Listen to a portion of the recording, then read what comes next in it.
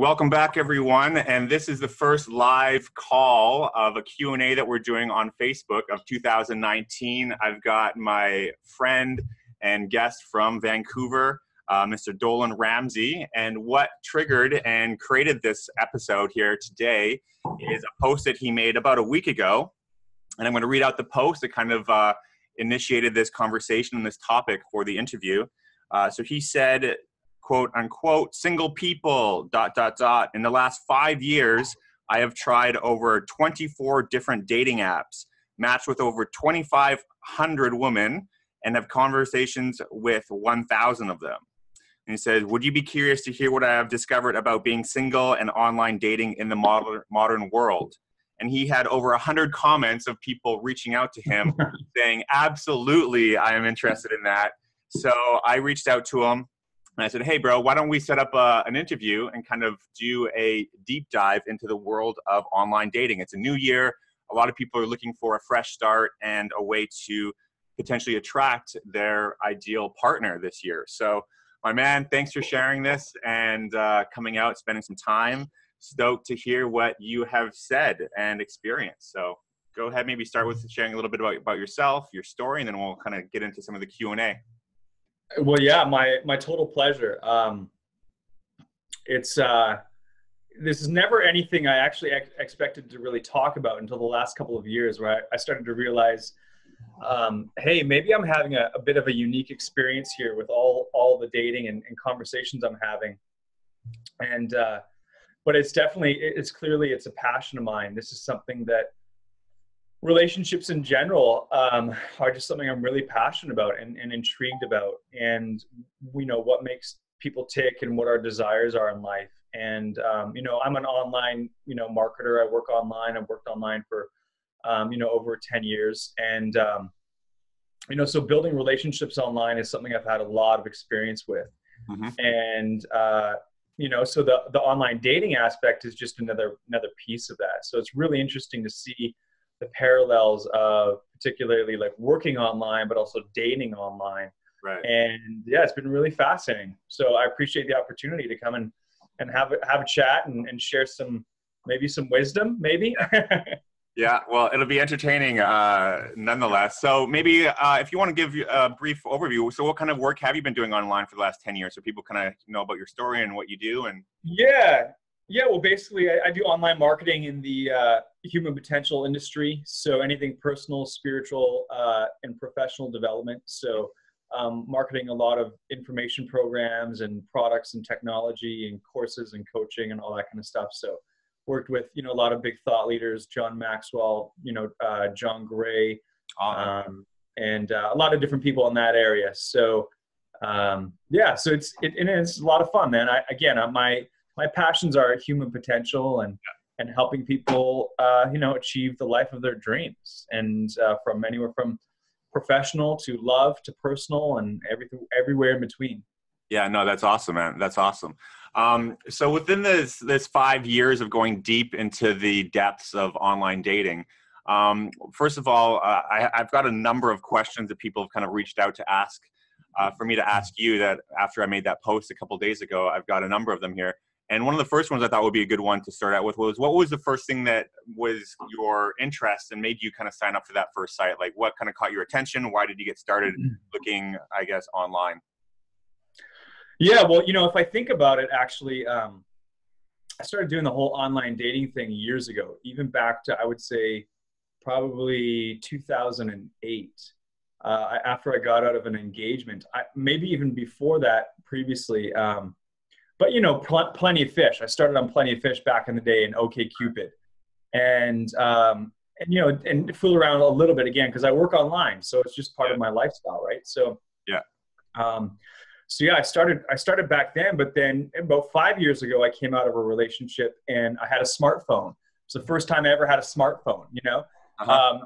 I hadn't had one prior to that, and because my life is inundated with technology, I always tried to pace myself with it as much as I could. And so I did that with my phone. There was actually many years where I went without a phone for many years. Yeah. So just trying to keep a healthy balance. Sure. So then I came out of this relationship about 5 years ago, and I had a smartphone, and I was living elsewhere, and I came back to Vancouver. Yeah. And I don't even remember how I discovered it, but then I heard about this thing called Tinder, and I was like, whoa, I'm like, Whoa.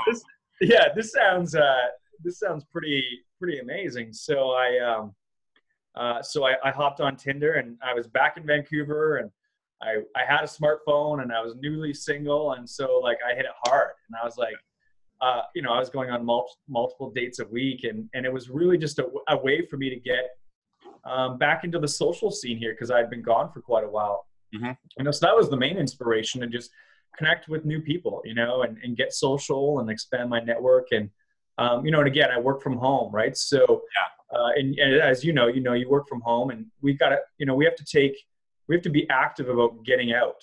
And, so online dating, it was a great opportunity for me to do that, to get out and meet new people and expand my social circle. So those were the original intents and reasons why I got into it. Got it. That's cool, man. Little known fact, one of my good friends, Charlo, he is like really tight in business partners with Marcus, who started Plenty of Fish, and he's from Vancouver and sold that. Yeah, he sold that to Match for a ton of money. So Vancouver has a lot of, connections in that kind of world. I've dated girls who've worked at Plenty of Fish. Oh, yeah. I guess they're mixing their business with pleasure, huh? Exactly. Yeah, it's pretty funny. But yeah, definitely. Plenty of Fish is based out of Vancouver, and really interesting. That's cool. So what's the main way have you seen, I guess, relationships going from, where people would have to used to, like I actually had a call yesterday. It's interesting that we're doing this today, because I had a call yesterday with a dating coach, an LA dating coach. And she's a woman that only helps men, mostly entrepreneurs, connect with women, because a lot of guys these days are so busy with their businesses, working from home or tied up in companies. They don't have a lot of time. And what she was saying was that the thing that's really lowered the bar is that back in the day, men usually had to go out and approach women at a coffee shop or in the street or at an event. And she's saying that these days, that's kind of a skill that is not really necessary or needed or even developed anymore, because it's as easy as just swiping. So with you, do you find that in Vancouver and your scene, a lot of people are just literally into their phones to connect with people, or is there still that social interaction of people connecting during their everyday life? Yeah, well, I mean, that's a great point. And I, again, like, think back to when I was young, and I'm 37 years old. Mm-hmm. And I'll be 38 at the end of this new year. But, when I was young, we're hanging out with the guys on the weekend or whatever, and we're like, where are the girls? Where are the girls at? Like, we got to go to the mall. We got to go downtown, or, eventually when we got of age, we got to go to the club. Yeah. And now it's like, where are the girls at? Well, we just go on our phone. It's, it's that easy. Like, and you're right. You don't really need that like in-person approach game.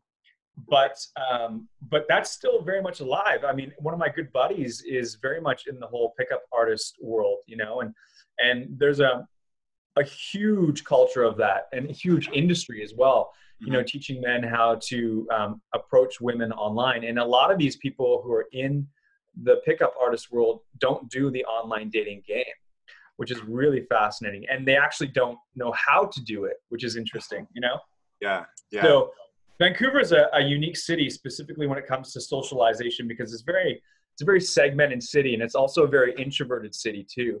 Yeah. So, Vancouver isn't really a social city in general. Like, there isn't a lot of interaction on the fly, in-person interaction happening. A lot of people are going out with friends that they work with, or they go to school with, or they've known since they were 5 years old. Right. So anytime I'm out and about and I meet people off the cuff or whatever, I know immediately that they're not from Vancouver, or that they're new to Vancouver. Yeah. Which is really interesting. Just to jump in there, I was back in Van this summer, and I met up with an old friend. We've been friends for a number of years.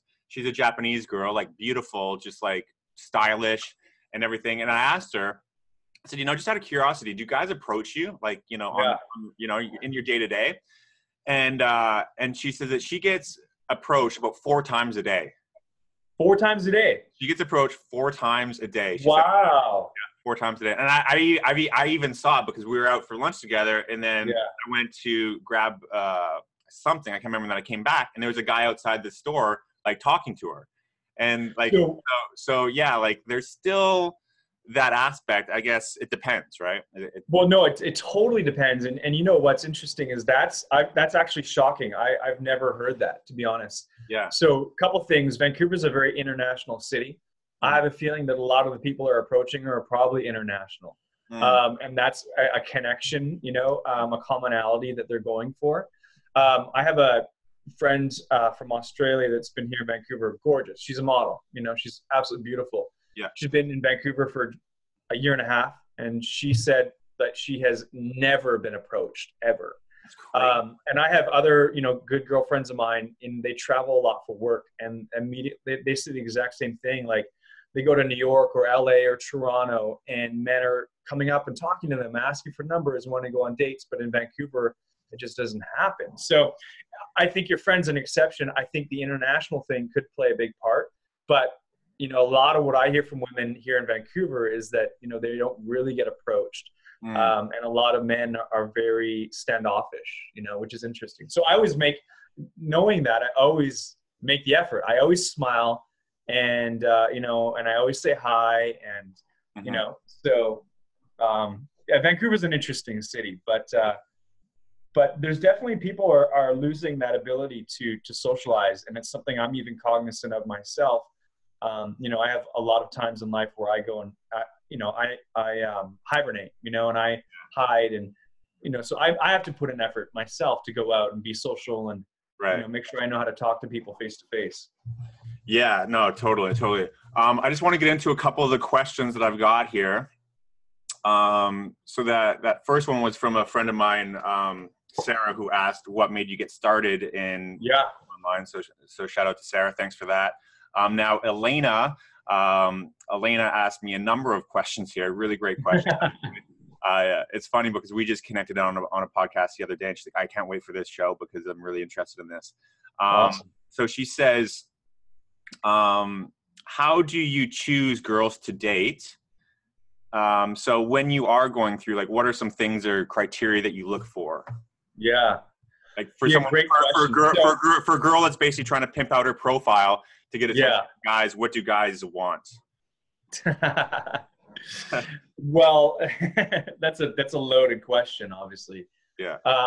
So as I kind of mentioned, when I first got onto the dating apps about 5 years ago, I just came out of a relationship, and I just moved back to a city. So I was like eager to socialize. So I wasn't so picky, so to speak. I was more interested in just going out and having the experience of dating and meeting new people, right? So initially I wasn't that picky. And then as time progressed and I started to realize how much energy I was putting in, energy, finances, etc., that I was putting into this dating, and then also my desire to, you know, build my companies, etc., started to grow. So I had these desires that balanced it out.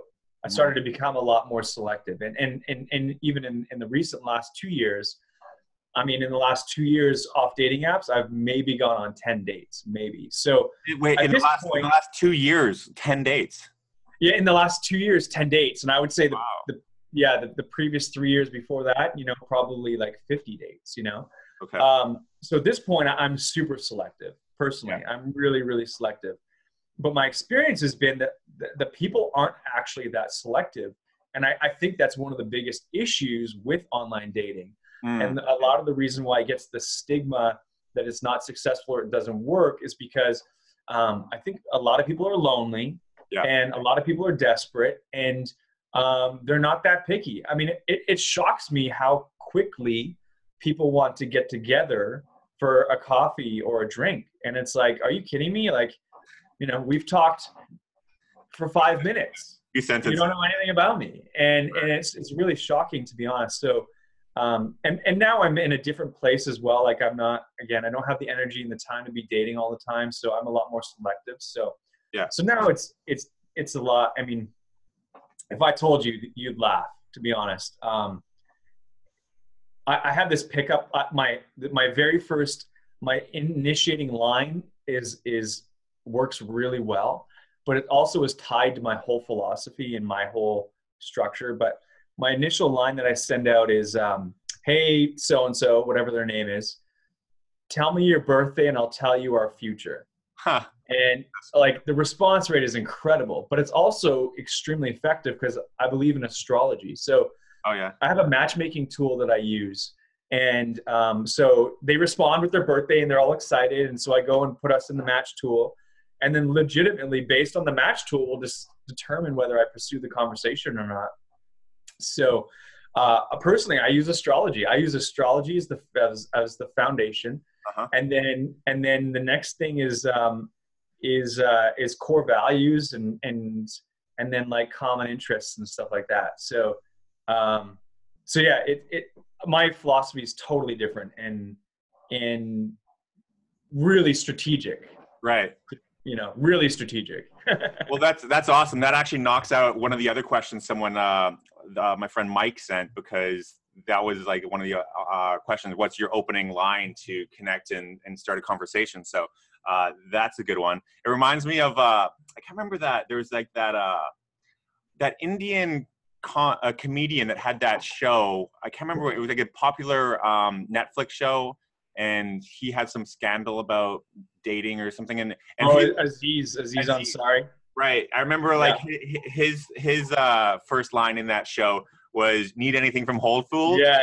You need to pick you up anything from Whole Foods. So that's funny. No, that's interesting. I'm a believer in astrology, and you know we're all energy, right? So it makes sense. Exactly. Yeah, big time. And yeah, big time. I have this tool, this energy match tool. I've probably done over 1,000 matches for myself, for my friends, personally and professionally. And this tool is pretty amazing. You can the4answers.com. It's incredible. I base my entire dating off of it. All my friends base their dating off of it. It's legit. It's an amazing tool. So wow, that's interesting. Yeah, it's very cool. Yeah. Do you go deep into like any kind of like personality assessments, like Myers-Briggs or anything like that, or? I mean, I do for more professional stuff, but my favorite like psychometric assessment tool is the Berkman method. That's by far the most detailed tool. It's amazing, and it's actually really incredible for relationships. So in my relationship world, I use this match tool, this energy match tool at the very first level. And then if there is legitimately someone I'm interested in, I work very closely with a Vedic astrologer. And then if I'm actually looking at pursuing a relationship, I'll get our charts read. And just, so I definitely follow all of that. And then I would probably, if I was going to if I was looking at marrying someone, I would probably get our Berkmans done and read together for sure. Well, let me ask you this. Another friend of mine, Lisa, sent in this question. She says, are you looking for marriage? Like, is this one of your goals, is to find someone for marriage, or is it just kind of something to kind of pass the time and socialize? Like, are you wanting to settle down and have kids? Is that in your future goals, or? Yeah, I mean, that's a great question. And when I made this post on Facebook, it was really fascinating to see everyone's response. And there was a varied response, but it's really interesting because a lot of people assume that with dating that you want a relationship. A lot of people are still there, which is crazy because it's such an old mindset, It's so weird. And, if you do any kind of online dating, you'll now see that not everybody wants a relationship, a lifelong relationship. Yeah. And I fluctuate. I definitely, I would love to meet someone that I could be with, for the next 20, 30 years or whatever. I would love that, and build a family and build together. Definitely. That is something I have intentions of for sure. Marriage per se, I'm not, there's a lot of, that's a big conversation. That's a whole another podcast on its own. Right. But I'm all for, commitment and all of that stuff, 100%. But that would be amazing for sure. I do have those desires, definitely. Cool. My other friend, Young, I actually just connected with her. She's Korean, but she been living abroad in Australia for the last 10 years, actually. And her question was, what's your expectations when you meet a girl on the first date? Like, are you looking to, like, not just you, but in general, like your friends, most guys, like, you know, what's the expectation is what her question was. Yeah. I mean, that's a great question. And because, honestly, I think it's really powerful if you can address that stuff before the first date, you know? Yeah. I think the more you can be clear on your own expectations and desires, and then be upfront and communicate that, the better experience you're going to have with online dating, you know? Yeah. So, you know, it really depends on the conversation for me. You know, I might connect with someone and have a really good vibe, and we might be like, all right, cool. Like, all right, so let's just get together. Let's have a drink, you know, and no pressure. I'm like, okay, cool. Let's do that. Or, you know, I might, you know, there might be the expectation, you know, established expectation that they're looking for a relationship. And so that guides the conversation. So it really depends. But I'm 100% all about being upfront. I'm always upfront, always, you know, about what I'm expecting through the connection. Always. It's, you know, I've had enough dealing with the back end drama of not being clearly communicating upfront. Right. Because the drama that comes with on the back end is not worth it at all. You know, I'm too old for that shit. Yeah. Yeah. No, absolutely. Absolutely, man. And, you know, just from, you see a lot of profiles that say, you know, no friends with benefits, no hookups, blah, blah, blah, and all this stuff. But I mean, talking with my friends and even some of my personal experiences, that doesn't really, you know, like there's one thing to say it, there's another thing to follow through. Of course, yeah. That, you know, when you see that, it's not always, you know, it's actions speak louder than words.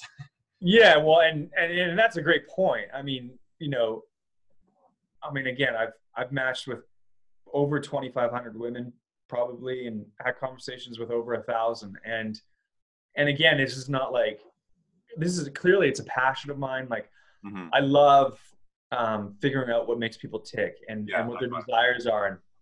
And so when I'm doing this, a lot of it is personal, but it's also, a lot of it is research. It's just, I'm just figuring out where are people at these days, you know, where's society at? And there's definitely this, and it's changed. It's already shifted in the last couple of years, but there's definitely this weird thing that happens with women where they think that sex is going to keep a guy, where it's the exact opposite, you know? I don't know. Have you ever experienced this? Like, I've always found that if I really like a girl, like, I actually don't want to sleep with her right away. I actually Totally. You know? Yeah, yeah, absolutely. No, I'm totally on board with that for sure. Yeah. And I've heard that from a lot of men. Like, that's a natural response. Like, if we really like a girl, like, we actually don't want to sleep with them right away. We want to wait. And so, but what's interesting is a lot of women think that by sleeping with a man early, that's actually gonna hook them in. But it, you know, it's not that way. So yeah, I mean, you know, again, just be really clear, communicate, what do you want? And then be strong in that, you know, and stay true to that. Yeah, no, absolutely. And the follow-up question that I promised Elena I would ask, she says, and this is kind of like the money question. You don't have to answer this if you don't want to. Kind of like probably what a lot of people are wondering. She said, out of the 1,000 that you talked with, or however many hundreds you met, how many did you sleep with? Yeah. So, I mean, again, I talked with over 1,000. Probably in about a 5-year span, I probably went on maybe 75 dates, maybe. And how many did I sleep with? All I'll say is I didn't sleep with as many as I could have. Yeah. By far. I mean, I probably could have slept with 10 times as many as I could have, as I did. And I slept with a lot less than you would guess, for sure. Yeah. So yeah, a lot less than people would guess. Not that many. It's yeah, that's fine. You know, yeah, a lot less. we can leave it at that. And you know, in our prior conversation last week when we were kind of outlining the layout for this call, one interesting point that we came upon was like we were talking about kind of those numbers, right? Like how many people, not just in your case, but in general, that match, connect, chat, meet, what the number that the guesstimate would be of goes from that to having an intimate interaction. And your number was, you said about 10%, right? Yeah, I would say somewhere between like 7 and 10%, maybe. I actually think that's quite high, to be honest. If you think about all the dates that are happening, for sure. Because I took that and did my own research with my group of friends over this past week, and their numbers were like ridiculously a lot more heavily skewed in the other favor. One guy said 80%. 80%. Yeah, one of my buddies, he's like, if you actually take the time to meet someone, and it's like, you know, after you've been kind of going back and forth for a while, he thought that between 60 and 80% kind of escalating to that next level of an intimate interaction. So I was just like, wow, like I personally, I would have thought around like more of like the 40 to 50. But I guess we'll never know. No one really has access to that data. And well, I mean, I guess these dating apps, they could have access, but you know, are people going to tell the truth first of all, right? Like, you know, you just think about, I mean, there's so many dates happening that the number of dates that are happening are, you know. Well, that kind of leads to my next question. What is the best first date setup for meeting someone? Like, what's your kind of go-to, or like, do you have an MO that you kind of usually do, like a typical first meetup? Yeah, for sure. That was Jessica. I think the worst is unless you guys agree that this is something you really want to do and are excited. The worst is a movie, of course. Right. You can't talk to the person and communicate. Unless that's something you're totally stoked on and amped on. The second worst is dinner is brutal. I don't understand that as a first date. It makes absolutely no sense to me. Yeah. My favorite is definitely like a beach date, a beach picnic is my absolute favorite, you know? Go to the beach with a blanket, snacks, wine, music, a board game. That's the ultimate. I mean, you know, because if anything, it's just a great experience. And even if your date's a dud, at least you're at the beach and with music and food and snacks, so you're good to go. You know, and it's hard to ruin that as a date. But that's my favorite for sure. Yeah, no, that's actually my go-to. I just live right on a beach here, and there's nothing better than just going down and, like you said, have a blanket, maybe have like, you know, some snacks, maybe a bottle of wine or something, and just kind of kick it. 100%. It's the best. So yeah, that's for all of you out there doing the dinner and movie thing. That's probably not your best move. No, man. I totally agree with that. And as far as these different apps, so you said you've been on 24. What's the quality? What's the platforms? Which is kind of your best results, or, you know, your ones that you've been most happy with? You know, things that people are looking to get started, maybe that they've never tried this. What are some, you know, tips or tools or anything that you could share? Yeah, I mean, I don't know exactly how many I've been on. I made a list of, I know 8. I can remember 18 of them at least. Wow. There's got to be at least 10 more that I can't remember. But again, it all comes down to what your intentions are. You know, what do you want to get out of it, right? So, I mean, obviously, if you don't know what your intentions are, or if you're just looking for fun or to go on as many dates as possible, Tinder is great for that. You know, it's you know, that's what it's made for. That's what it's all about. Yeah. You know, if you're a little bit more serious and, you know, and you want to, you know, you want to maybe meet someone that isn't just out to have fun, you know, obviously like something like Bumble is a little bit different.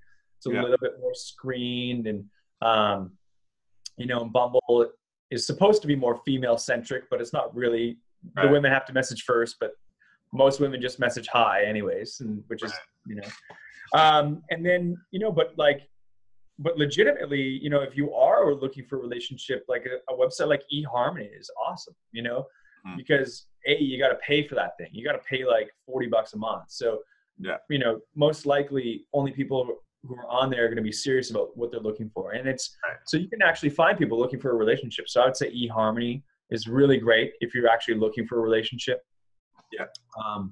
And then there's even, there's like, for a couple of weeks, I was even on Seeking Arrangements, which is a sugar daddy website, like sugar daddy, sugar baby website, so even that exists. Yeah. Like straight up, like, be honest with yourself, know what you're looking for. Like if you're just looking for that kind of arrangement, there's websites for that. So yeah, there's a range, but it all comes down to like, what do you want to experience? And I think, again, that is so powerful to determine that, because that'll determine your whole online experience, No, that's so true. One of my my friends she made the comparison that Tinder is like Walmart and Bumble is like Banana Republic, or like a higher end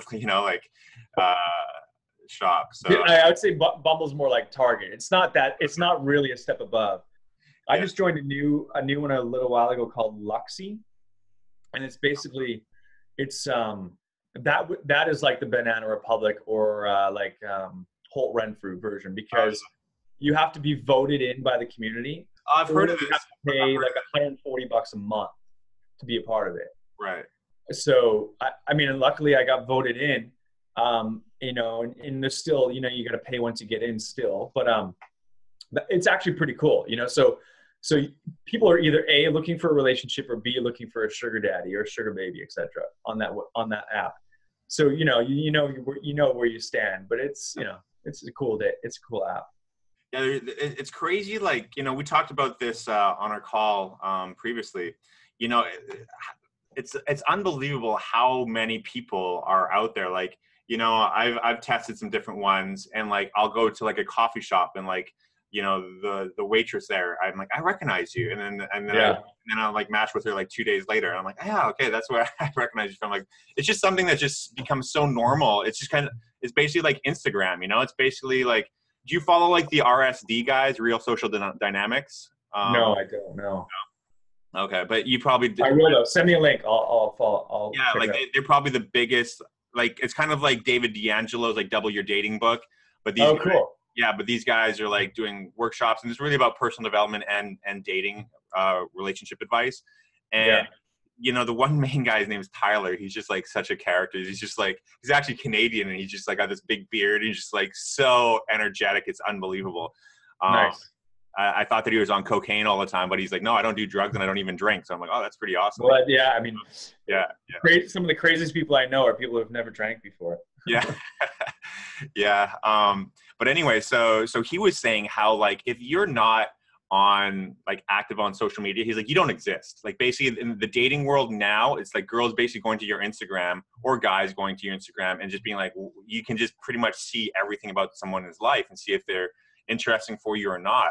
And he's like, yeah, sure. I guess like even this dating coach I was talking with yesterday in LA, she's like, everything's going down in the DMs, like that's how people are even kind of getting more connected more than these dating apps, like I got a buddy who is a pro at sliding into DMs and getting dates. I mean, he's not dating these girls, but he's a pro. That's his thing, like he, and like I've never gone to that level. I don't, that doesn't inspire me, but yeah, I mean, it's, constantly, like, I didn't even have a personal Instagram until a couple months ago, right? But previous to that, all the time girls would be like, very early on, what's your Instagram? Because they want to see, who are you really, So I created one just because I was like, I don't know. So I had one just to show them, I had this one girl, actually, I matched with her like on 5 different dating platforms, multiple times, every platform. And each time she'd ask me right away, what's your Instagram? And I literally just matched with her again the other day, and she actually didn't message me because I think she remembered. But yeah, I mean, and it is funny. Like every single time I go out on the weekend at night, I see people from the dating apps every single time, and I'll go say hi, of course. I'm not gonna be awkward that way. I'll go say hi, and it's cool. Sometimes you hit it off in real life, and sometimes you don't. Right. Yeah. No. Absolutely. And a couple people asked me to ask you this: like, what are some of your craziest stories, or just kind of like things that have happened in the last 5 years of maybe interactions that gone wrong or right? Like on either way of the spectrum. Like, has there been any kind of standout experiences through the adventures of Dolan online? Yeah. I mean, there's been tons. There's been tons. I mean, um, the oh man, there's been so many. I mean, the coolest story of all of them, I would say the coolest one, is that I met this one girl, and we were born on the same day, Wow, month, and year, same hospital, hours apart. that's crazy. Insane, dude, insane, and really crazy. Like hours apart in the same hospital and everything. Mm-hmm. And so you know, we connected, and we hung out a bunch of times, and we became friends, and that I was just so cool because our lives were actually very similar. Like, oh yeah, like it was really freaky. Like we were living, I'm from Vancouver. We're both from this area. We were living in LA at the same time, and then we left LA and went to Costa Rica at the same time, and then we came back to Vancouver at the same time. Totally parallel, you know. Like, anyways, really interesting. That's the craziest story I would say of them all. And then, yeah, I mean, there's tons of, you know, really just crazy synchronistic stories, and some that were, you know, just mind blowing. You know, one of the theme of a lot of the really interesting ones that like made me just, you know, shake my head was that, like, you go on a date with a girl, and you know, and the date is brutal. The date is so bad, and for whatever reason, there's no conversation, there's no vibe, there's nothing, you know. And then she messages you later saying, "Hey, I had a great date. I would love to see you again." And it's just like, Yeah. Wow, like, is there really, you know, like, did I really just misread the entire situation, or is there really that few good men out there to choose from? You know, like, you know, that surprised me a lot. A lot of dates like that, where it's just like, absolutely no way do I ever want to see this person again. And then them messaging you and saying, "Hey, that was awesome. Would love to see you again." Yeah, you know, the thing that blows me away the most is if you've ever looked at a girl's account to see how many guys are hitting her up, and the fact, A, that you even match, B, that you even connect and answer each other's messages, C, that you get together, and B, that it kind of, you know, evolves into something, like, that's the odds are just so stacked against in most cases, because there's so many, at least from the girls that I've seen here, that I look at, like, we'll be like, oh, you know, show me, because they want to see the girls that are on these, you know, like their competition and stuff. So I'll show them my account. I don't care. So they look, and then I look through theirs, and they have, like, you know, 100 times more, you know, volume. And I'm just like, man, it's crazy that connections are even being made with so many options. And that's why people think it's a C, you know, like, and that's what we're talking about. Like, that's what these guys in RSD were saying, how, like, they hire people to manage their accounts, right? Like, you know, just follow up with people, messaging. Like, it's like a full-time job. Like you were saying, like hundreds of hours, you know, of just back and forth, and it's just like, it's exhausting. Totally. Oh, dude, I have a notepad on my phone with copy and paste. I just copy and paste the same responses, you know, like. But yeah, no, it is interesting. I have a buddy who is a fellow internet marketer, and he did an experiment. One day he went and created a Plenty of Fish account as a female, and filled the entire thing out, except he didn't put any pictures up. Yeah. And within 24 hours, he had over 1,000 messages. Wow. Within 24 hours, he had 1,000 messages with no picture on his profile. That's insane. Crazy. Absolutely crazy. So it's like, you're totally right. Like, when you actually get someone's attention and you actually have enough of a conversation to connect, like, it actually is very rare. And then above and beyond that, it begs the bigger question of the bigger picture. Is this whole experience has really opened my eyes to how rare it really is to meet someone to be in a relationship with. It's actually, it's probably the most rarest thing on earth that could happen. To meet someone that you want to live a life with, but we're so programmed to think that everyone should have it, you know? Yeah. And, but it's actually probably the most rarest experience that you could ever have.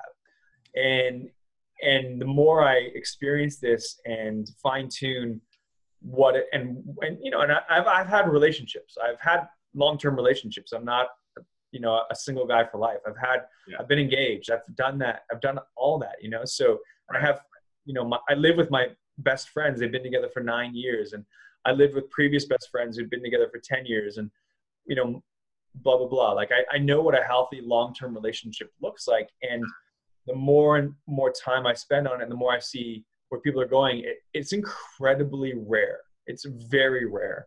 Yeah. And the whole online dating thing has just reminded me of that just how rare it really is, you know? Right. Yeah, no, absolutely. Absolutely. I think that's like, especially nowadays, because there's just so many options, you know, like I think that I'm seeing a lot of friends that are staying single later because they're just like, a lot of my friends that are married are telling me like, dude, don't do it. Like a lot of my friends are now, after a year of marriage, 2 years of marriage, are getting divorced, separated. And they're just like, man, like they kind of envy the freedom of being able, not just to date other people, but just to have your own kind of space, you know? Like I think that, but on the other side of it, you know, as a single person, you can kind of be like, well, it would be nice not to have Christmas, you know, alone or by yourself, like that, you know? And the weird thing here is in Asia, like in Japan and Korea where I'm living, you know, like the holidays, like that are family holidays back home are huge dating holidays here. Like Christmas is like the biggest dating day of the year here. Like it's really weird. Wow. Yeah. Interesting. Yeah. It's really, really different. Very cool. So I've seen that, but yeah, I mean, it's interesting to see how in the future with access to people of limitless potential, we'll see if the dating or the marriage numbers reduce because people just have a lot more options and they're not really lonely because they can pick up their phone and be on a date in 20 minutes, anytime, anywhere, basically. So it's not like this thing where back in the day, if you weren't married, you're sitting at home alone all the time. People that have the most active lives I've seen are the people that are single, that are going out and kind of, you know, being social and interacting with more people. So I think there's a big shift in society right now because of these, there's just more options, right? Yeah, massive, for sure. So I'm curious, have you ever seen, because this is something that happened recently, where couples, it's like you'll see you know where I'm going with this? Yeah, I think so. where you'll see like a profile that's like, it's a girl, but it's like also like, I've got a boyfriend. Like, is that something back home? Because I've been seeing that more and more common. And, you know, it seems to be something that a lot of couples are exploring. Well, I mean, this all goes back to what you were just talking about, is that people are realizing that our understanding and our structure of relationships to date is not working. It's not. It's broken. Yeah. Marriage or single is not the only option. It's not. And marriage isn't working. The statistics show that. Yeah. And being single is not what it used to be. You're right. I mean, social media fulfills that desire. There's no real loneliness anymore for the most part, right? Mm-hmm. On deeper levels, obviously there is, but so we're waking up. So we're starting to think about, okay, well, how do I want my relationships to unfold in my life? And definitely, like, you know, and I push my boundaries. So I've gone into these different lifestyles, you know, and just to explore, like, what are people doing?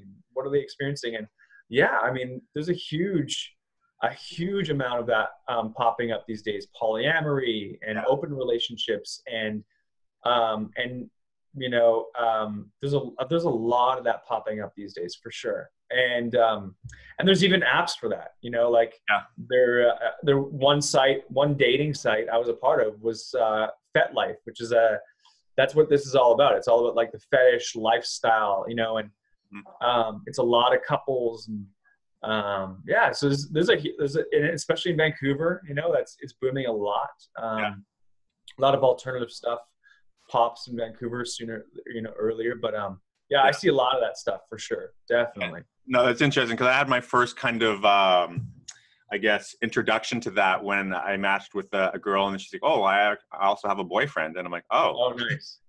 that was interesting." And yeah, You had your first threesome, is that what you're saying? no, I'm not gonna say anything like that, but it was just like an interesting to hear from their side of it. And actually, I've got an episode coming up next week with an ex-girlfriend of mine who has been in open relationships and in an open marriage. And she's like a big Burning Man. She runs Intimacy Fest, and she's big cool. in the whole polyamorous community. And that's going to be a really interesting conversation because of the, like I've just seen her growth and development and how she navigates these different relationship archetypes. And I can't wait for a call because she talks about like having group sex in Burning Man with like a bunch of people part of her community. I'm like, wow, that's something I've never really partaked in, or I don't know if I could even handle that situation, but I'm definitely looking forward to it. I'll plant a seed now to tie the episodes together and maybe create some future dialogue. But yeah, sure.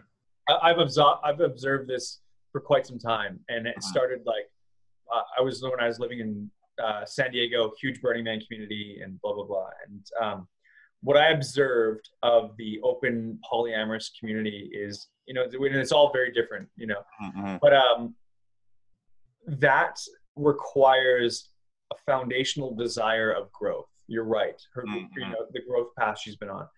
So if you have a core value of growth and you thrive on processing life and breaking through dramatic situations, that's the open relationship, that's what that's all about. 1,000%.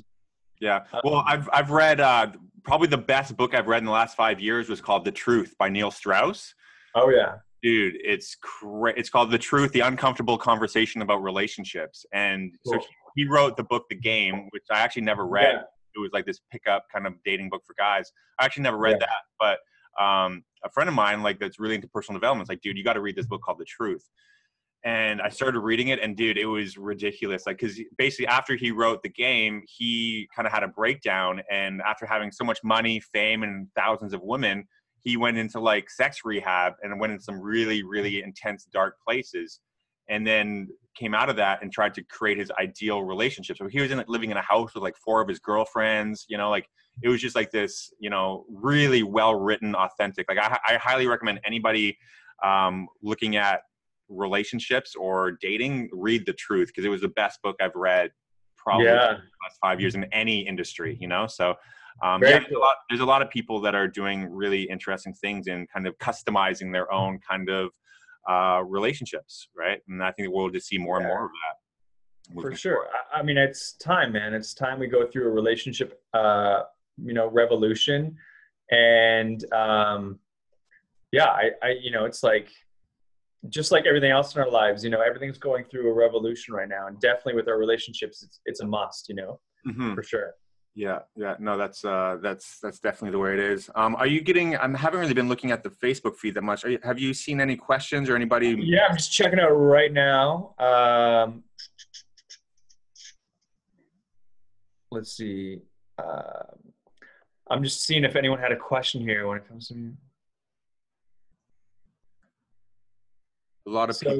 So someone asking is online dating a huge waste of time?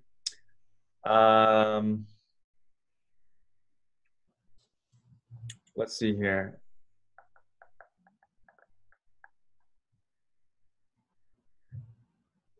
Dating sucks, period. Are you still single? They ask.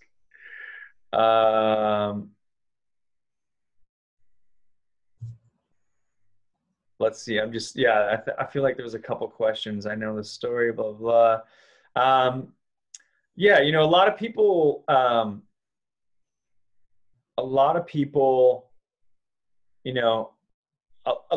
there's a stigma about online dating, There's a stigma about online dating and that online dating is not effective and that it sucks. There's definitely that stigma for sure. And, like even in the post that I made on my Facebook page, I think there's three people in there that have met and married Mm. people from online dating, you know? Sure. Right. Good friend of, okay, definitely two of them met and married through online dating apps, and one of them, they haven't married yet, but they're live together and, you know, building their life together, you know? Yeah. And so, but, you know, we've kind of touched on this, but like 10, 15 years ago, if you're single, you had to go out and meet people to go on dates, you know? Right. But now it's easy to swipe on your phone. So it's like ordering pizza almost. Like you could literally like, you know, have someone delivered to your, you know, neighborhood. You know, it's crazy. It is crazy. Like literally, like you don't even have to leave your house and you can get food, relationships, everything delivered to your house, you know? Yeah. Yeah. Yeah, I mean, like one of the funniest things that ever happened, one day I was like, I'm going to see if I can keep a conversation with at least one person going for full 24 hours. Full 24 hours. Huh. I was able to. I could have kept going beyond, but I got exhausted. But I was able, through multiple dating apps, have at least one conversation going for a full 24 hours, you know? Yeah. Insane. Like that's absolutely incredible, right? Wow. And so anyways, the point is that, you know, we're going on more dates than ever. You know, I mean, I've gone on more dates in the last 5 years than my parents went on in their entire life. Yeah, for sure. You know, by far. You know, and so the numbers are way higher. And so what do we expect, really? But one of the interesting things I came across was that, and I've studied this, right, you know, and looked into the whole relationship aspect. And there's actually a physiological, there's an ideal physiological step-by-step process for courtship. It consists of about 21 steps, I think. And online dating, and the key is if you miss one of the steps, the relationship has like a 95% less chance of succeeding. If you miss one of the steps, period, at any point in time. Online dating messes up the first 3 steps. So already with online dating, you've already messed up your chance by 95% of the courtship being successful, right? Right. Yeah. And then beyond this, there's additional studies that the 2 worst foundations to build a long-term relationship on are looks and common interests. Because looks change or looks fade, and common interests are a dime a dozen, right? Yeah. The 2 worst things to build a relationship on. Yet they are the 2 most common things society builds a relationship on, especially in the online dating world. Yeah. So if you're going to online date, just know that you're already setting yourself up for failure, period. That's just the reality of the fact, you know? Unless you go into it with knowledge and expectation and like knowledge and study, right? So the best foundation to build a relationship on is long-term shared goals. The greatest long-term shared goal is that you want to see your partner die. It's fucked up. It's morbid, but it's the truth. You literally want to see that person grow old, get gray hairs, and die. That is the greatest long-term goal you can have in any relationship. Because you will do whatever it takes to stay with that person until that moment happens, right? That's huge. That's such an interesting perspective on it. I've never thought of that. It's the cliche. It's the cliche holding the hand on a rocking chair on the porch. It's that cliche, right? Movie cliche. And is literally the truth, that you want to see that individual, that only that one person, right? So, because that can't be achieved with anyone else except for that one person. Therefore, that narrows your goal to this one person. So without this person, you can't achieve your goal, right? So long-term shared goals is the greatest thing. And if it's related to living a life together. So a lot of people have asked me, like, have you ever met girls that you want to date, etc. Like, so recently last year, I met a girl, beautiful girl. We had a lot of common interests. We had a lot of shared core values. So core values is the other thing to build a relationship on, is core values, because our core values are anchored in, I think by the age of 5 or 7 or something. Yeah. So core values are something to build for a foundation, to build a foundation of a relationship on. But how often do you see in a dating profile someone listing their core values? Never. Like, no, it's their common interests. They're always listing their common interests, right? Yeah, right. So this girl, she's beautiful. We had a lot of common interests. We had great core values, and we had some long-term goals. But one of her long-term goals was to grow old with her partner, right? She wanted to live into her 80s. But see, her and I were 11 years difference. Yeah. And men typically die younger. So automatically, statistically, and again, anything can happen, but statistically, we're potentially about 20 years apart from when I would pass before her and she would live on. Yeah. So already we would not be able to fill her long-term goal of living into her 80s with her partner, right? Yeah. So, and then the second thing was, I wanted to have a family. I want to have a family potentially in the next 3 years, and she wasn't ready for that. Right. So again, this is, beautiful girl, huge potential for a long-term relationship, but it came down to the real core values and the real long-term goals we didn't match. Yeah. And, I made a responsible decision. We had a responsible conversation.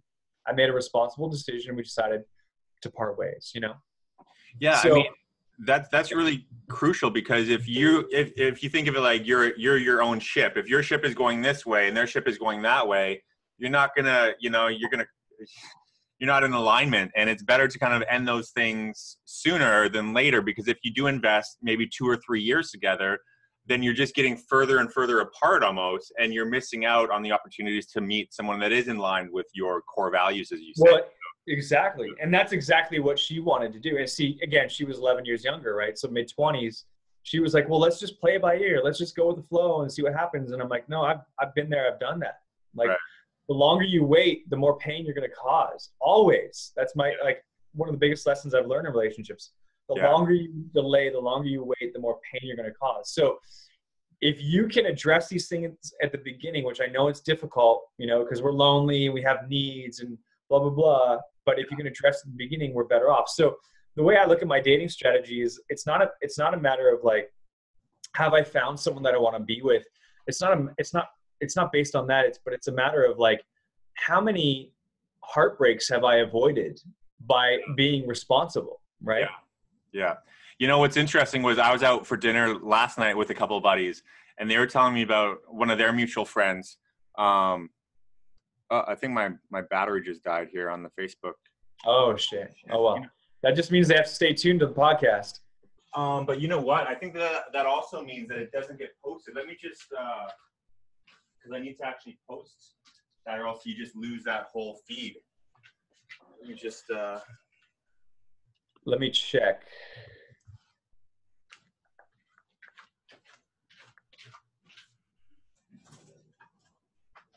We might get a little feedback here. Yeah. Being responsible. Yeah. What's interesting?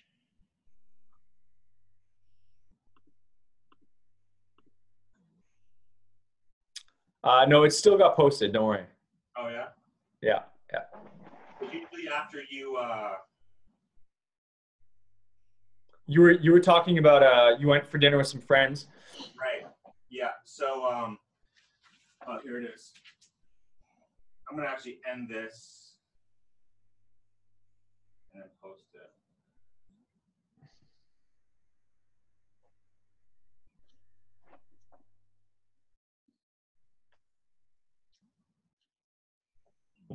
Okay, cool. So yeah, I went for dinner with some friends, and crazy, like this guy was dating this girl for 3 months, and she has some unstable history and some baggage, like everyone does. And then they were looking at kind of going to the next level and moving in together and actually moving back to Canada from Asia together. And then she just basically it went from a 20-minute conversation that started, oh no, I don't want to go camping this weekend, to her 20 minutes later screaming out that you know, I have a sugar daddy in New York. And it just like went from 0 to 100 so quick. And then this guy was like, traumatized by that, obviously, you know, like, like how things can just like turn on a dime. Like you think that you have this perfect relationship and you know someone, and then they turn out to be totally on a whole nother level.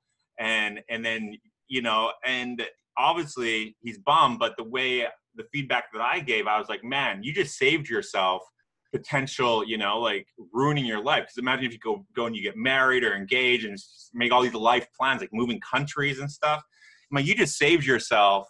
You just dodged a bullet, my friend. Like you should be grateful that, you know, bomb just dropped, because it would have been 10 times worse if you continued down that road. So yeah, I agree.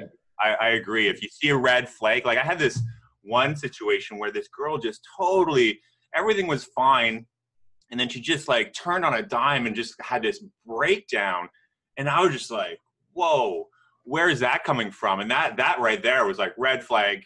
All right, I got to go, see ya. And we're not doing this again. You know, like it's when people share their true colors, you know, in moments of whatever, you know, emotional trauma or breakdowns, you get to see who they really are and how they react. And if you're going to be in a long-term relationship or a committed relationship for marriage with that person, you want to know everything you can, get as much data about them as possible, because people have this front that they put on in the first few dates or whatever, that, oh yeah, you know, this is me. They have this, you know, perfect presentation, and then it's not good enough to just date someone for a while. Like you have to get to know their parents, you know, like I dodged a bullet. I was going to marry a girl until I found out that her whole family dynamics was just totally just the definition of dysfunction. And I was like, man, that's a huge bullet dodged. And yeah, so you're right. It's better to bail ship while you can still see the port to swim back to. Oh man, it's they say two things take commitment: marriage and insanity. And the reason why we value commitment so much is because it's actually naturally a very rare thing. Mm-hmm. It's a very rare thing. And especially when it comes to relationship, it's incredibly rare. And that's all it takes. If you want to have a long-term relationship, all you got to do is commit to that person for the rest of your life. That's all you got to do. It's one thing. It's really simple, but it's not easy. It's not easy. And it's one of the hardest things in the world you can do. And for a reason, you know? And so it's, I think what we're going through right now in relationships, this relationship revolution that's happening, is a very good thing. And hopefully it just inspires people to really look at their lives and really assess what do they want. And like you said, you know, when the two ships aligning, I mean, and we're human beings. I mean, we're human beings. We have infinite levels to us, complexities, you know? So finding two things to come together, but also that have infinite levels of complexity to come together, is like, it is a Rubik's Cube nightmare that, you know, it's a very rare thing. So treat it that way, you know? And yeah, it's definitely, I think it's great. And that relationship with the girl that I shared, where we had like incredible, we had a high energy match, you know, like our astrology was off the charts, it was amazing. Yeah. And the conversation that ended the relationship went very much kind of like that. We're just kind of chilling on the couch, and I knew there was a conversation to be had. And then she brought it up. She was like, oh, well, she's like, how funny is this? My roommate brought up the fact that you're 11 years older than me, and that, hey, men die younger. And I'm like, well, maybe there's some things we should talk about. And so we did. We had a conversation, and then basically what came up was she said, if I were to get pregnant, I would definitely want an abortion. She's like, in general, you know, like in life right now, like if I got pregnant, I'd want an abortion. And that was like a punch to the gut for me. And I've been in a relationship before where we got pregnant and we had an abortion. You know, I've been there, you know, so that was a situation I've been familiar with. And so, but when she said this, the reaction I had was like a punch to the gut. And I really really realized that having a family in the next 3 years was an option that I wanted, at least. Mm-hmm. So we had the conversation. It was tough. It was really tough.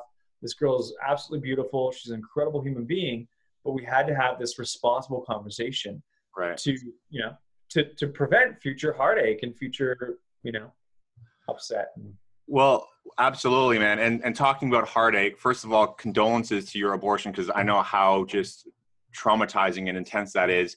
And I'm going to share a resource for people that have gone through that. There's a huge, there's a huge nonprofit free support counseling, I guess, agency you can call it, called Rachel's Vineyard. If anyone's heard of Rachel's Vineyard, it's the best support counseling, and they do it for couples that have gone through that. And I can speak for, I know a number of the people that are involved in it, and it's something that it's such an unfortunately subject that doesn't get a lot of awareness because of the shame and obviously emotional difficulties around it. But a lot of people don't know that's like losing a family member, and it's, dude, you know what? That's really beautiful that you're so aware of that, because it's true. It certainly, as a male, mm-hmm. definitely difficult, because in that specific situation, I wanted to keep the child. But for a woman, it's very difficult. Hormonally, energetically, spiritually, it's a very difficult situation. So that's really cool that you're really attuned to that, because I truly agree. Like, that's not something that should be swept under the rug. Like, that is a process that needs consideration on all levels. And last year, 42 million abortions in the entire world. 42 million abortions. And, obviously many reasons why abortion happens. Yeah. But regardless, there definitely needs to be some care for both, obviously if the male's aware and involved, and for the woman always, there needs to be some care. So it's really amazing that you're aware of that, and that's a beautiful resource to share. So. Well, I'll even go a step further and share something I've actually never shared publicly anywhere with anyone. First, two things. I want to go back a step where you said that it's something that is very, I think men are almost equally, not equally, because it's the woman's body that goes through it, which is just, I can't even fathom. Yeah. But I had a really good friend out here that after his girlfriend had an abortion, he tried to commit suicide. Wow. And this is a foreigner guy, Canadian guy. He had everything going, but it just totally triggered him on such a deep emotional traumatic level that he actually was hospitalized after trying to commit suicide. And there's a lot of cases where men get severely just emotionally traumatized from it. And my background is, when I was 23 years old, I was in a relationship where I was ready to get married because my girlfriend was pregnant. And I was the one that actually took responsibility and said, I want to go ahead and take full responsibility. As if you're not ready, I'll be the sole custody parent. And we went ahead and had the baby together.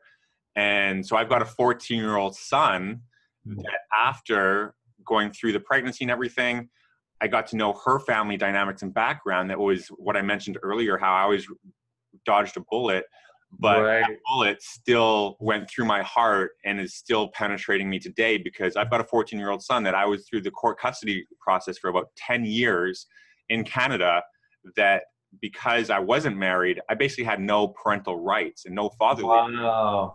And I spent, a decade, and just the finances or whatever, you can get those back. But the time that I've missed with my son, and, I did my best to be involved in his life as much as I was able and allowed to.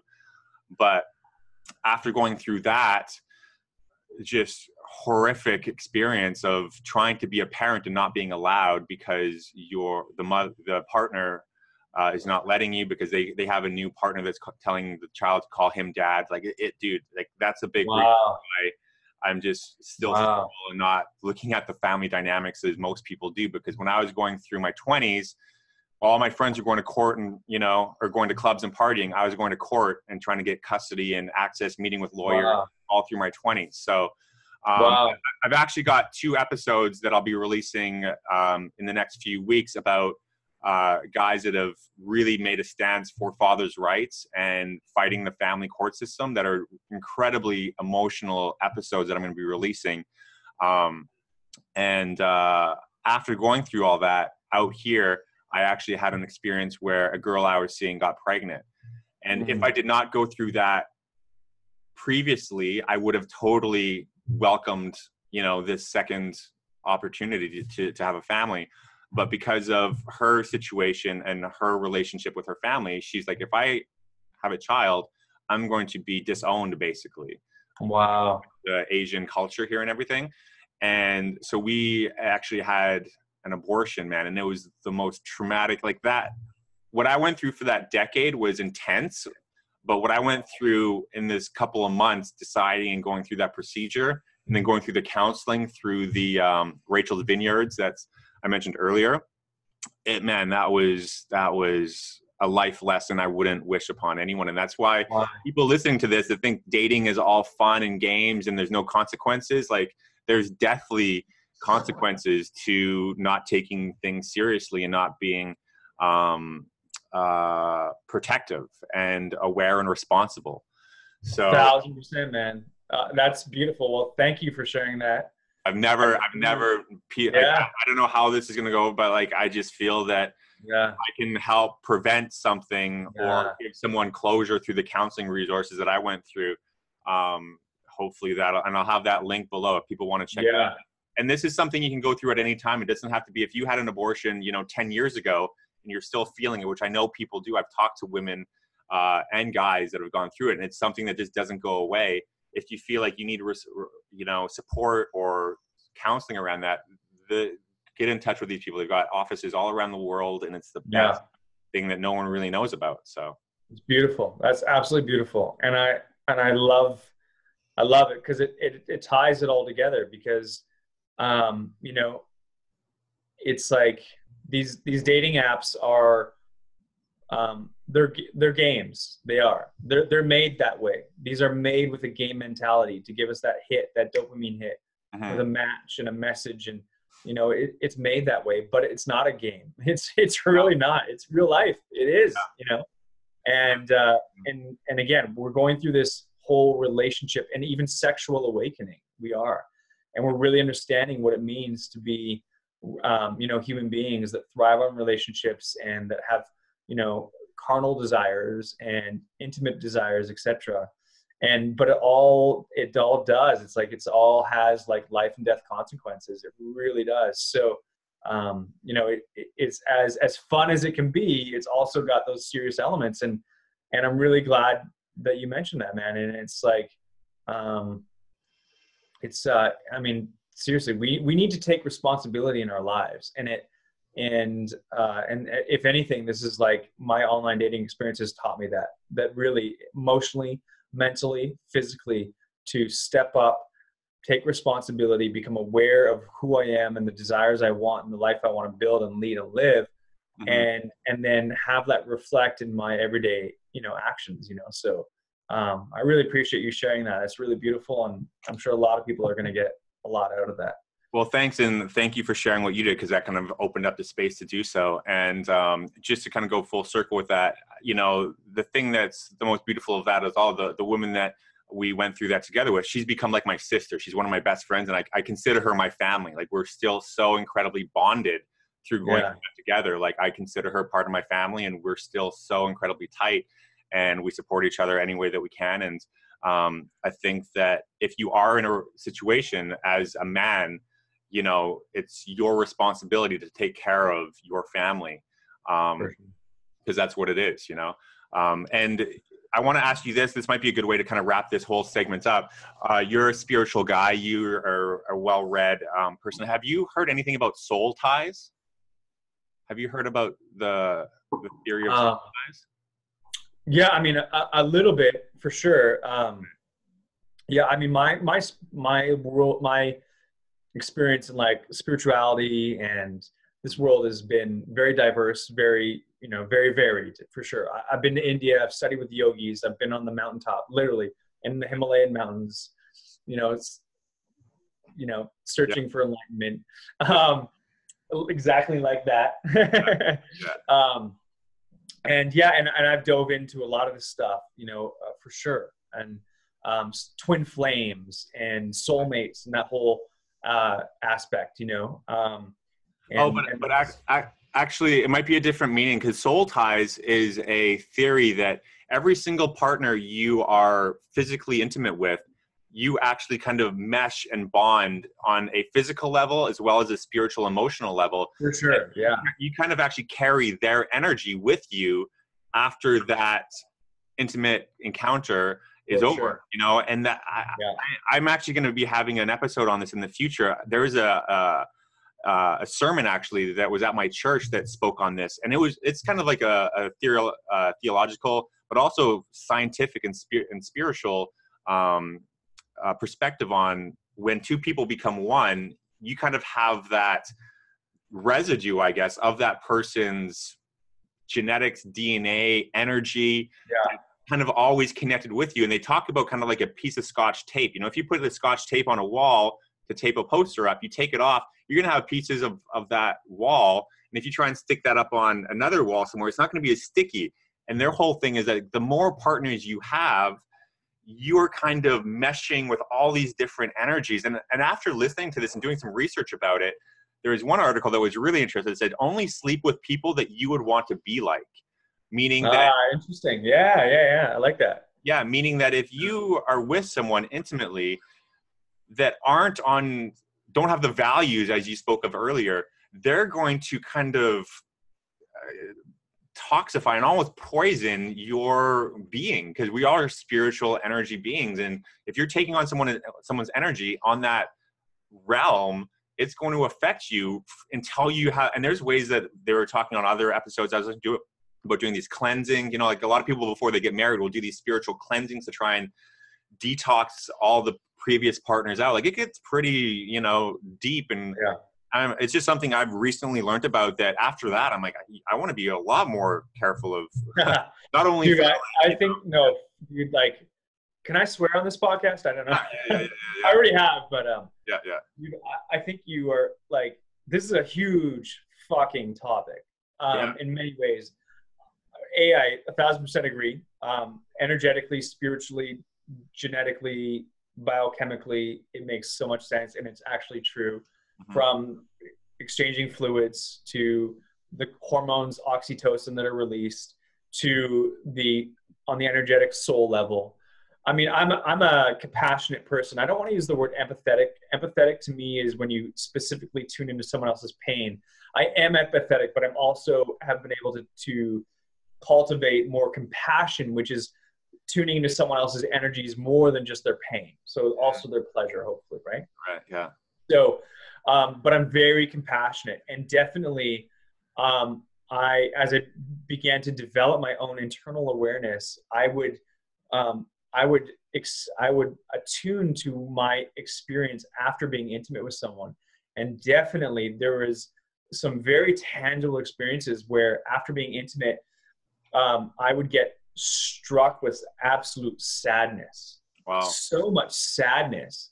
And then I would look back on the person I was intimate with, and I could clearly see how that sadness was transferred, and how I picked up on how I literally like embodied that sadness. And then on the opposite side as well, where, and I love that, where, I think that's a huge revolution that could happen, is where looking on who we want to be intimate with, it, like basing it on, like, do we want to embody that person and their energy, and who they are? I think that's a beautiful thing.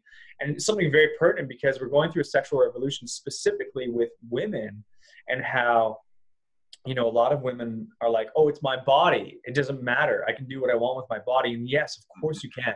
And with men, we can do what we want. But there's a lot more than just the physical aspects at play.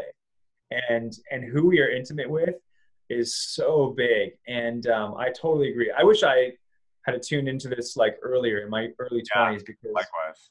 Yeah, because it would have, there's so many applications for it. There's so many applications for it. But yeah, no, I've experienced it directly, and I think it's so powerful, and such a beautiful thing. And so one of my things now when I go into dating, and particularly like when I'm looking at someone to be in a relationship with, is my number one question before I engage with them beyond like a first date is, from my best understanding, do I feel like this person loves themselves? Wow. Yeah, it's crazy. Yeah, like, and it's such a weird question because we're always like focusing on our own lives, but if you look at the person that you're going to date, and if you actually want to be in a relationship with this person, look at them and ask yourself if that person actually loves themselves. Do they actually care for their own personal, spiritual wellness, their mind, body, and soul? Do they actually care for themselves in that way? And do they want the best for themselves? And that is an incredible benchmark and determine to move forward with that person or not. And no one asks this question. This would be next level for people to integrate into their relationships. And then if you can confidently say yes, then that's a beautiful sign that that's someone healthy to move forward with, Yeah, no, I think that that's a really, really good distinction to kind of like have a checklist almost of like, does this person, love themselves? Are they someone that I would aspire to be like and around? Are their core values? Like, you can almost have a checklist and go through. And I think people that are conscious and aware of themselves and what they want should have some kind of criteria and see if these people match. And if not, why would you want to waste your time, energy, resources, and body on someone who's not aligned with your with where you're coming from and also where you want to go? So sure.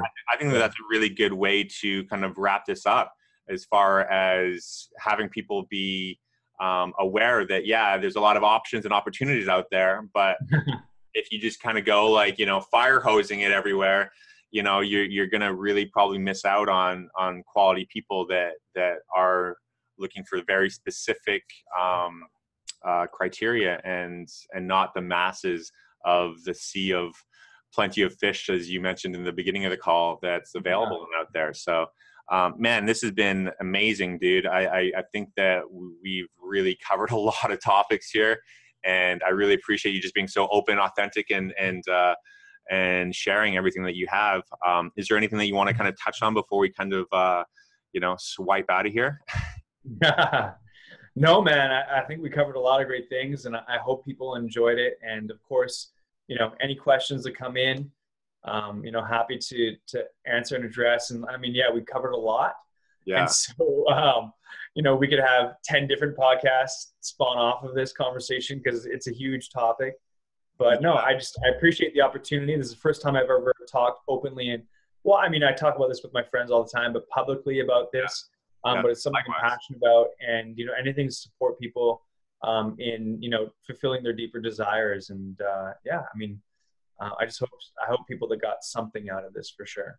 Well, I think that this went down many rabbit holes that we weren't really thinking that would, but I think that this was kind of like a call that that needed to be shared. I didn't think that I'd be sharing what I shared, but I think that it, as you said, it hopefully will add value and hopefully maybe healing or kind of completion with some of the topics we brought up. And if anyone does want to talk one-on-one, like I have like a free 45-minute offer that I give people, like, to talk about anything, like I think people are really lacking having authentic conversations with people, because everything is so text and chat based that they don't really get on calls anymore with people. So it's something that I enjoy doing because I'm over here in Asia, where I'm kind of in my own lost in translation world. And it's nice to be able to connect with people on a more deep level instead of the superficial conversations that have come up in their day-to-day life. So, I'm here, and especially if people have gone through any of the challenges that we talked about, of relationships or breakups or the consequences of those through abortion or breakups, divorces, like I've basically been through all that custody stuff. So that's why I'm really wanting to help support people, because there's so many people hurting out there that aren't kind of don't have access to resources, and I just try and share what's worked for me, and hopefully it can help other people. So I appreciate you doing the same. Yeah, and just really interesting point that you made there. And I'll just throw one last like online dating tip. Yeah, go for it. And it's beautiful, and I love the depth that you went to there. But you know, when I talked about the steps, the 21 steps of courtship, and one of the steps, you know, and this is for anyone who is you know, online dating and actually is intentional about finding a partner or a relationship. Having a phone call. I do this now. Like, yeah, no, it's actually hearing the tone of someone's voice is actually a very key part of the courtship. Because if you think about it, if you were to meet in person, you know, what do they say? 80% of communication is body language, right? Nonverbal. Whatever it is, it's some, you know. So if you were to meet someone in person, you would see them, you know, you would start integrating their body language immediately, right? And then when you engage, you're going to be able to interact and see, you know, if they're into you or not by their body language, right? And then as you start to come closer and then engage, you're going to look at them physically, you know, and start downloading them physically. Right. At some point, you're gonna start to converse, and the tone of someone's voice is so important because we're visual, but we're actually more auditory than we are visual. Mm-hmm. Auditory picks up everything before our eyes actually even do. Wow. And so if you're online dating and you are serious about finding a partner, get on a phone call before you get on a date. And there's even a funny story about this. Like I was chatting with this one girl one time and she wanted to talk on the phone. I was like, yeah, I'd love it. So we got on the phone, we started talking. She's like, the reason I wanted to do that was because I was talking with the guy and he wouldn't get on the phone with me. And then we got together on our date and it turned out he was deaf. Wow. Which is fine. Yeah, which is totally fine, of course, but it threw her off, of course.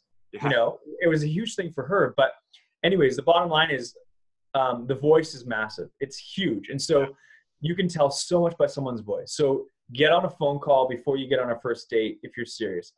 I like 1,000% highly recommend it. So I love that. Talking on the phone, so important. There's so much information we digest through just hearing someone's voice. Yeah. So yeah, that's beautiful. I love that. Thank you. Thanks for letting me share. No, that's a great tip. And I use Facebook voice message all the time. Even when Instagram just all the time initiated that as well. So it's just way more personable and professional almost if you're doing business and stuff. Like it's just a way better way to separate yourself from the people that are just texting and stuff. It really makes you stand out. I vouch for that 1,000%. Well, listen, Dolan, man, I just appreciate your time and everything. I can't wait to link up. I'll be back in Vancouver this summer, so we'll great. We'll go on a beach date. We'll go on a beach picnic date. Beach date. Yeah. Double date.